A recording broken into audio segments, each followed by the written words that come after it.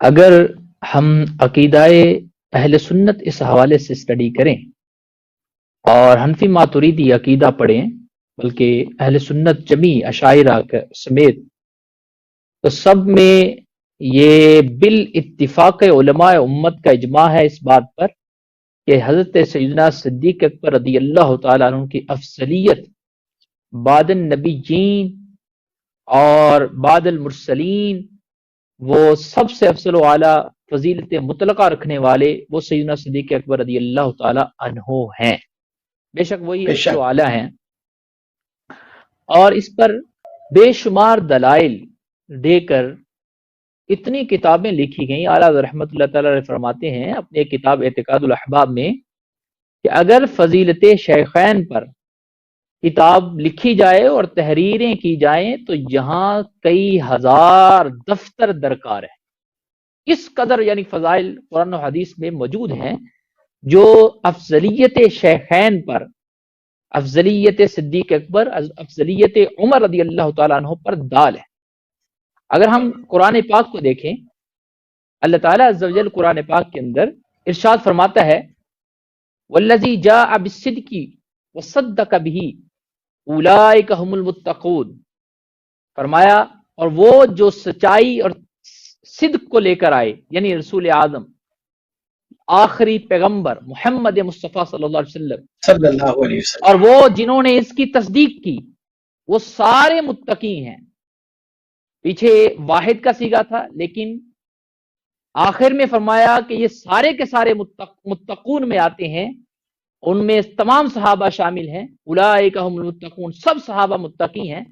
اس لیے اہل سنت کے جب بھی صحابہ کے بارے میں بات کرتے ہیں حدیث کے حوالے سے، روایت کے حوالے سے، تو وہ کہتے ہیں کلہم عدول، کہ سارے کے سارے صحابہ متقی ہیں، تقی ہیں، کیونکہ قرآن کی نص ان پر موجود ہے۔ تمام صحابہ متقی ہیں۔ متقی سے ایک اور اوپر والا درجہ ہے، وہ ہے اتقا، صیغہ اس میں تفضیل۔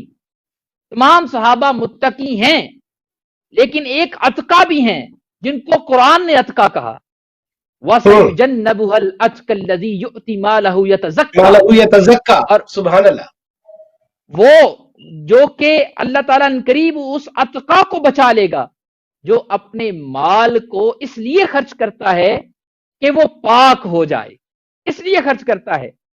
اور امام فخر الدین رازی رحمۃ اللہ تعالی علیہ نے تفسیر رازی میں فرمایا تمام مفسرین کا اس بات پر اجماع ہے کہ یہ آیت کسی اور کی فضیلت کے بارے میں نازل نہیں ہوئی، یہ صرف سیدنا و مولانا صدیق اکبر رضی اللہ تعالیٰ عنہ کی فضیلت میں نازل ہوئی۔ تمام صحابہ متقی ہیں، متقون میں شامل ہیں، لیکن یہ بھی متقون میں شامل ہو کر اتقا کی فضیلت پر فائز ہیں۔ اتقا مطلب سب سے زیادہ متقی، سب سے زیادہ تقوی رکھنے والا۔ اور اسلام کے اندر سب سے فضیلت کا جو دار و مدار ہے، جو معیار ہے، کرائیٹیریا ہے، وہ ہے بھی تقوی پر۔ جب قرآن نے اور رب رحمان نے ان کو اتقا فرما دیا، سب سے زیادہ متقی، سب سے زیادہ تقوی والا، تو فضیلت ہے ہی یہی کہ تقوی جس کے اندر زیادہ ہو۔ اور جب بھی ہم فضیلت کی بات کرتے ہیں اس سے مراد کوئی دنیاوی فضیلت تو نہیں ہوتی، وہ فضیلت مطلب افضل ہے، مطلب تقوی میں سب سے افضل ہے، اللہ کے قرب میں سب سے افضل ہے۔ اللہ تعالیٰ عز و جل کے جو ثواب تمام صحابہ کو دیا، ان ثواب میں سب سے افضلیت رکھنے والے حضرت صدیق اکبر ہیں۔ تو قرآن نے ان کو اتقا کہہ کر اس بات پہ مہر لگا دی کہ جس طرح یہ اتقا ہے تقوی میں سب سے افضل، اس طرح طیبات، حسنات اور ہر چیز میں سب سے افضل و اعلیٰ ہستی حضرت صدیق اکبر رضی اللہ تعالیٰ عنہ کی ہے۔ حضرت سیدنا عمر بن عاص رضی اللہ تعالیٰ عنہ جب ان کو جیش ذات سلاسل کا سپہ سالار بنایا گیا، میرے آقا نے اس جنگ کے لیے ان کو بھیجا۔ سرکار مدینہ صلی اللہ علیہ وسلم خود آپ مدینہ منورہ میں تشریف فرما رہے، جب یہ ماشاءاللہ جیت کر واپس آئے اور ان کے خیال میں تھا کہ آج آقا کریم علیہ السلام مجھ پر بڑے خوش ہیں، اور ظاہر ہے کیوں نہ خوشی ہو، صحابہ پر جب بھی وہ کسی جیت اور کامیابی کو پاتے تھے میرے آقا ان کی فضیلت بیان کرتے تھے اور خوش ہو کر ان کے کچھ ٹائٹلز اور سٹیٹس بیان کیا کرتے تھے۔ وہ ڈائریکٹ مصطفیٰ کریم علیہ السلام کی بارگاہ میں آئے، کہنے لگے یا رسول اللہ ای الناس احب الیک، کہ سب لوگوں میں سے، ناس میں سے آج سب سے زیادہ محبوب کون ہے آپ کے نزدیک؟ خیال میں کیا تھا کہ ضرور میرے آقا میرے بارے میں کچھ ارشاد فرمائیں گے. آپ نے فرمایا فقال عائشہ، کہا عائشہ، عائشہ مجھے سب سے زیادہ محبوب ہے لوگوں میں سے. لوگوں الناس کیونکہ یہ مذکر کے لیے بھی بولا جاتا ہے، مؤنث کے لیے بھی بولا جاتا ہے. انہوں نے کہا یا رسول اللہ میری مراد یہ نہیں تھی، من الرجال، مردوں میں سے کون زیادہ آپ کے نزدیک محبوب ہے؟ فقال ابوہا، فرمایا ان کے والد حضرت ابوبکر صدیق رضی اللہ تعالیٰ. سبحان اللہ، سبحان اللہ، کیا بات ہے. تو یعنی یہ میرے آقا کریم علیہ الصلوۃ والسلام حالانکہ کامیابی سے ہمکنار عمر بن عاص رضی اللہ تعالیٰ عنہ ہوئے تھے، لیکن برملا اپنی محبت کا اظہار فرمایا عمر بن عاص رضی اللہ تعالیٰ عنہ کے سامنے کہ مجھے ہر حال ہر ساتھ میں جو افضل اور محبوب ہستی ہے وہ حضرت سیدنا ابو بکر رضی اللہ تعالیٰ عنہ کی ہستی ہے. ما نفعنی مال قط، ما نفعنی مال قط، میرے آقا نے تمام صحابہ کو جمع کر کے فرمایا مجھے کسی کے مال نے وہ نفع نہیں دیا کہ کیا ما نفعنی مال ابی بکر، جتنا نفع مجھے ابو بکر کے مال نے دیا ہے. یہ بھی حضرت سیدنا ابو بکر رضی اللہ تعالیٰ عنہ کی فضیلت اور خصاصہ یعنی آپ کی خصائص میں سے اس حدیث کو شمار کیا جاتا ہے.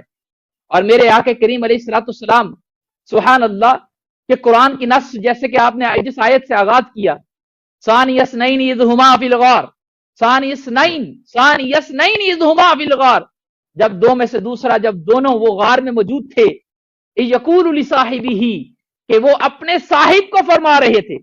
یہاں صاحب سے مراد حضرت ابوبکر صدیق رضی اللہ تعالیٰ عنہ کی ہستی تھی. تو غار میں دو ہی تھے، قرآن اس دونوں پہ واضح طور پہ نص فرما چکا، یا تو ابوبکر صدیق تھے یا مصطفیٰ کریم علیہ الصلوۃ والسلام تھے. جب وہ اپنے صاحب کو فرما رہے تھے کیا لا تحزن ان اللہ معنا، آپ غم نہ کریں کہ بے شک رب ہمارے ساتھ ہے.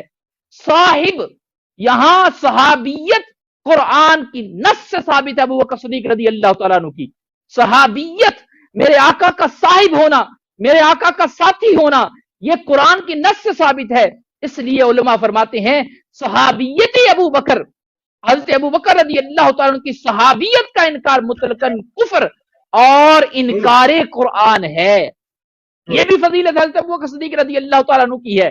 اور میرے آقا کریم علیہ الصلوۃ والسلام کی اگر بارگاہ سے ہٹ کر ہم صحابہ کی طرف آ جائیں، ہم کسی اور بارگاہ کو نہ دیکھیں، ہم امام حسن سے پوچھیں، ہم امام علی سے پوچھیں، آپ بتائیے حضرت سیدنا علی رضی اللہ تعالیٰ کا مقام آپ کی نظروں میں کیسا ہے؟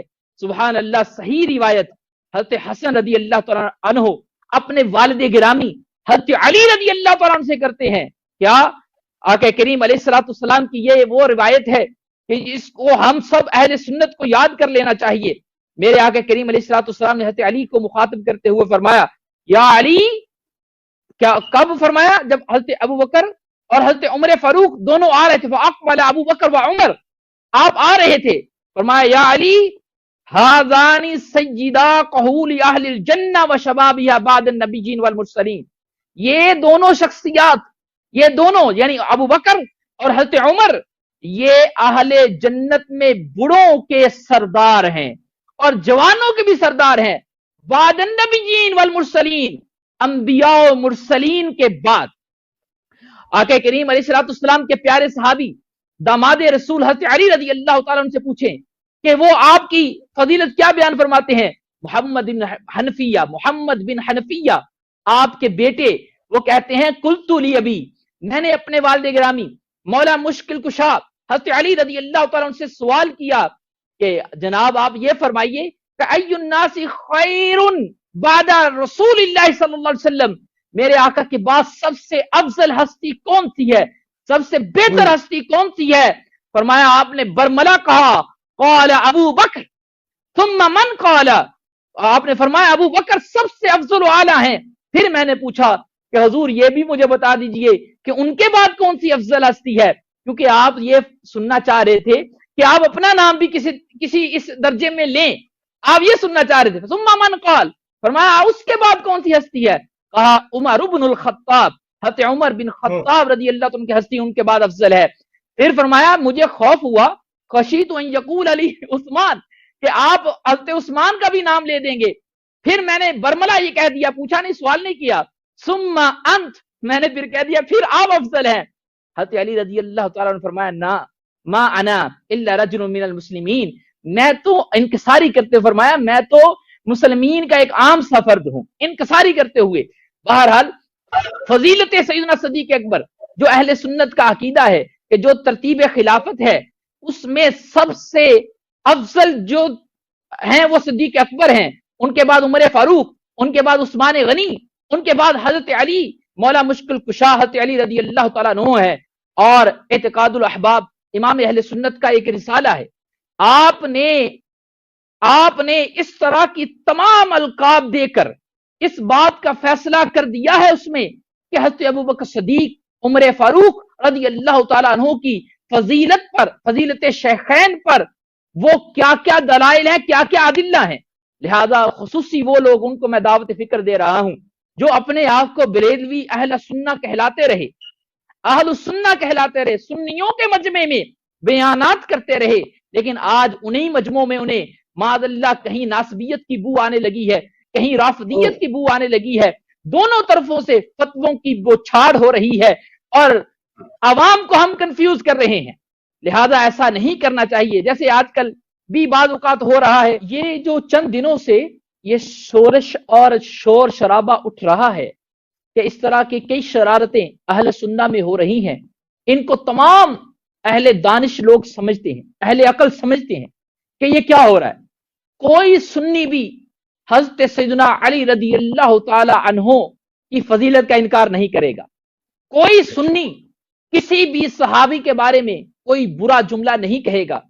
لیکن آج کیا یہ سنیوں کے مجمع میں, سنیوں کے سٹیجوں پہ فضیلت حضرت سیدنا ابو بکر رضی اللہ تعالیٰ کا یوم میں خاص حضرت علی رضی اللہ تعالیٰ کا یوم لانا, بے شک کوئی بات نہیں, سب صحابہ کا یوم منائیں, سب صحابہ کا منائیں, لیکن اپنی ذرا نیت کو دیکھ لیں کہ یہ کس طرح کی کہیں شرارت کی نیت تو نہیں, کہیں تفریق بین الاہل سنہ کی نیت تو نہیں. یہی لوگ رونا روتے ہیں, یہ جو لوگ کر رہے ہیں یہ سب جانتے ہیں کون کر رہے ہیں. یہی لوگ رونا لیتے ہیں کہ اہل سنت میں اتحاد نہیں. جب یہ اپنی نجی محفلوں میں ہوتے ہیں تو یہ گرگڑ کے آنسو جس طرح بہتے ہیں نا ویسے بہاتے ہیں, اہل سنت میں اتحاد نہیں. تو اہل سنت میں افتراق کا سبب کون بنا؟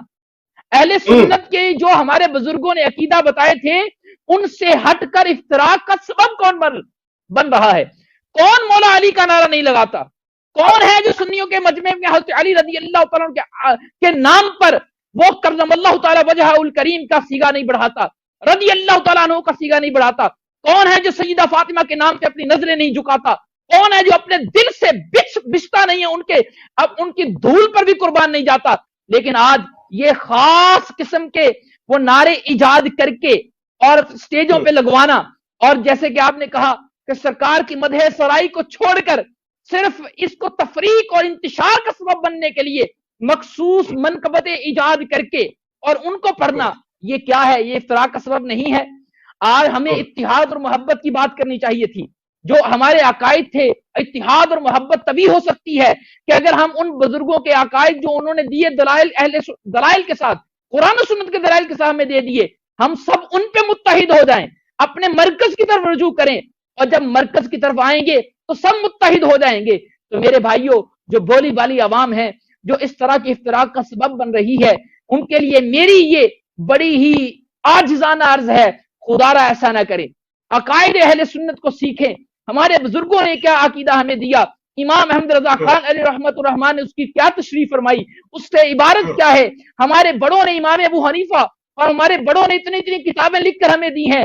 لہذا آج چند لوگوں کے پیچھے لگ کر افتراق کا سبب نہ بنے. ہم آپس میں شیر و شکر ہو جائیں.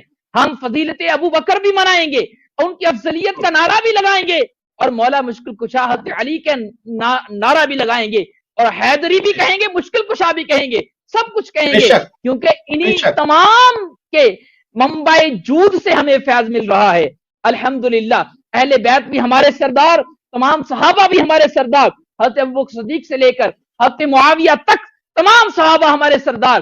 ادھر حضرت اہل بیت سیدہ خاتون جنت سے لے کر ایک عام سا جو اپنے آپ کو سید کہلاتا ہے وہ کسی بھی درجہ وہ بھی ہمارا سردار ہے، کیونکہ اس کی نسبت اس پاک خاندان سے ہے. لہذا کبھی بھی ہمیں اس طرح کے انتشار کا سبب نہ بننا ہے، نہ ان میں شامل ہونا ہے. انشاءاللہ پھر ہم متحد ہو جائیں گے اور ہم وہ ان پیارے عقائد پہ آ جائیں گے جو ہمارے بزرگوں نے ہمیں عطا فرمائے.